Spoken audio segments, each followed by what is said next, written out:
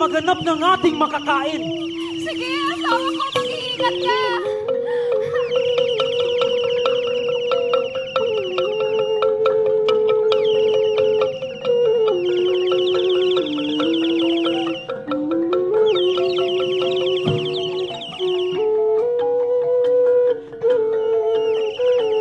Sinasabi ko na nga ba, hindi ba pagkakatiwalaan ng asawa ng anak kong si Abdul?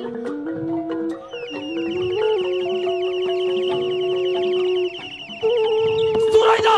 Zuraida! Ano itong narinig ko? Na nakikipag-usap sa mga kalalakyan? Akala ko mapagkakatiwalaan ka na asawa! Ha? Mas mabuti pang magtiwalay na lang tayo! Abdul! Asawa ko! Huwag kang maniwala sa sinasabi nila, mahal kita! Hindi! Kunin mo na ang anak mong babae! Basta iwan mo sa akin ang aking anak na lalaki! Abdul, maniwala ka! Wala akong ginagawang masama! Kung yan ang paniniwalaan mo, makikipag-iwalay na lang ako sa'yo! Ano ang nangyayari sa iyo, Abdul? Bakit mo pinapagalitan ang asawa mo? Papa, pinagalitan ni Ama si Ina dahil sa kanyang maling akala. Kasi po, Papa, nadapa po si Ina habang kami naglalaro at tinulungan lamang siya makatayo ng aming kapitbahay. Kung ganun, Abdul, humingi ka ng tawad sa iyong nagawa. Dahil ang pagiging ng tawad ay hindi kakulangan ng pagiging lalaki. Nararapat lamang na gamitin ng tamang isip at kilos at maging maingat sa paggawa na pasya. At huwag agad maniwala sa sinasabi ng kahit sinong tao na di nagtatanong. Pagawarin mo ako, asawa ko. Magwanang, dahil sa aking maling akala, ay muntik tayo magkakatawa. Matawa!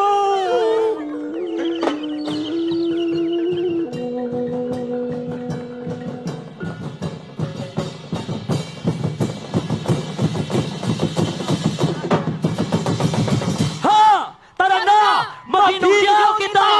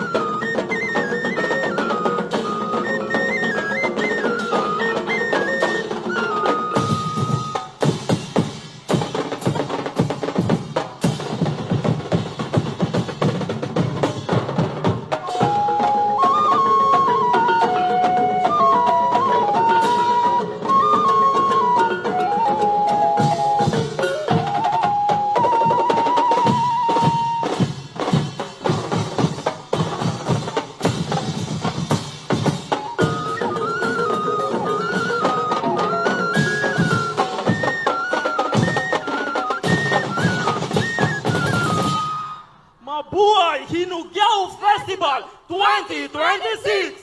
Bagong Coronadal!